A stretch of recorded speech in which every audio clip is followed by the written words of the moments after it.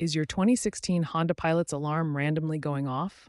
The most common culprits are the hood liftgate switch, key fob, or battery issues. The hood and liftgate switches can corrode or fail, sending false open signals. Key fobs might have weak batteries or signal interference. A weak car battery or parasitic drain can also trigger false alarms. These problems often appear after 50,000 to 100,000 miles due to wear and environmental factors. While there are no recent recalls, Honda's TSB 13077 addresses these issues and is still relevant. Start with the easiest fix: check and replace your key fob battery if it's weak or dead.